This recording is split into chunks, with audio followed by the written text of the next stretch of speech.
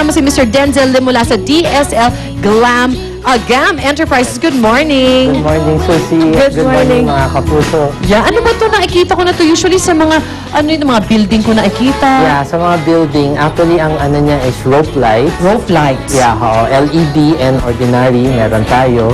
And ang ano na to is safe siyang gamitin.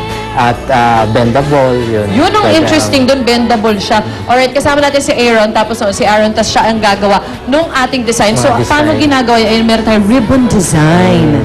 Actually, pwede siyang do-it-yourself product. Alright. Na pwede mong i-drawing mo lang. Okay. And then, ang gagawin natin is kung meron tayong mga chicken wire or GI wire, pwede rin tayo sa may rope light. Oo. And then, di-design natin kung meron kayong mga ideal designs. Alright. So, it cannot stand on its own. It needs something na medyo matigas. Yes, oo. Pagdidikitan niya, no? Pagdidikitan. Alright. Magkano usually yung mga ganyan? Ang per meter naman natin is 89 pesos per meter. Oh, okay. Not bad. 89. Yun yung regular, regular no? na rope light. And then we have rope light na LED, which is light emitting diode, mas matipid sa kuryente. Ang ano natin is 150 per meter. 150. So, kumbaga, halos doble in a way.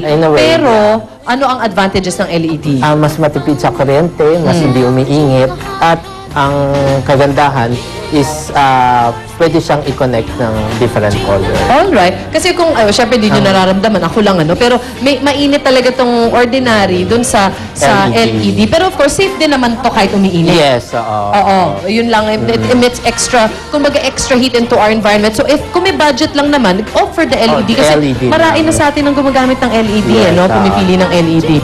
Alright, tingnan mo, nagkwentuhan lang kami ng konti, natapos na si Aaron sa paggawa.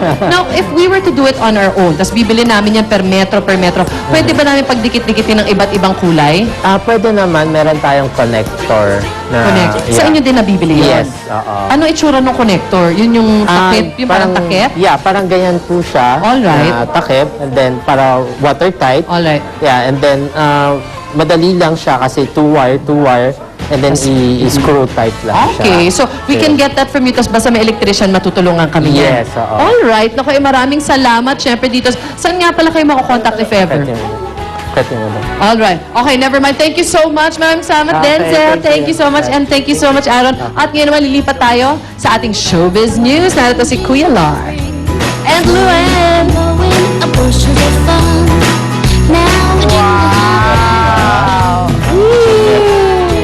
LED.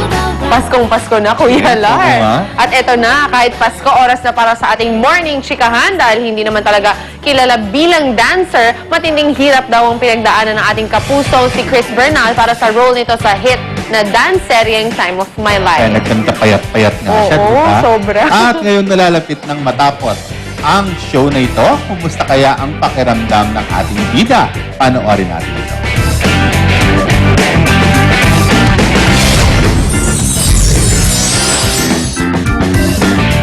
Aminado si Chris Bernal na matinding pagod at hirap ang kanyang dinana sa taping ng dance seryeng pinagbibidahan niya, ang Time of My Life.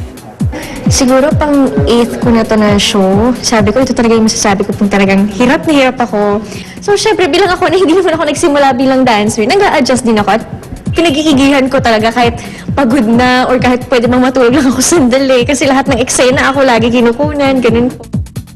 Matatandaan na halos maiyak pa si Chris nang tanggapin nito ang kanyang role dahil sa takot na hindi niya mabigyang hustisya ang kanyang karakter dito.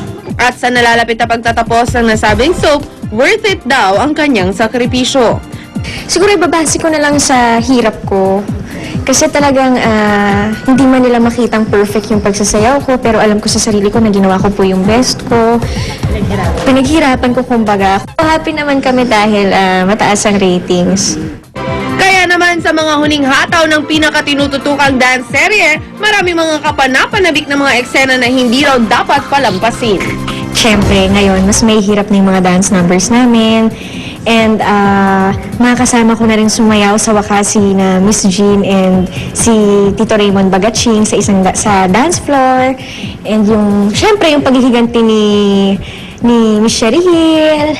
yung mangyayari sa amin ni LJ, may mga aksidente, may mga ospital, may mga comatose, may mamamatay. Yun ang dapat nilang abangan kung sino-sino yung mga yun. Unang hirit you'd like to thank Ensha Baila Sidia. Pagdating sa kalusugan, dapat laging handa. Lagi magdala ng Watson's Health Pack up to 70% mas mura kumpara sa leading brands. Exclusive na mabibili sa Watson's Pharmacies. Bumisita rin sa Watson's at...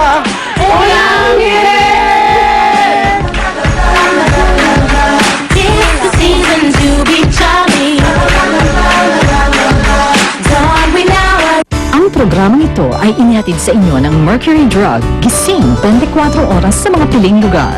Mercury Drug, tumutulong para sa kalusugan ng bayan. Sa Mercury Drug, nakasisiguro gamot ay laging bago. Ang susunod na programa ay rated PG. Ito ay nangangailangan ng patnubay at gabay ng magulang para sa mga batang manonood.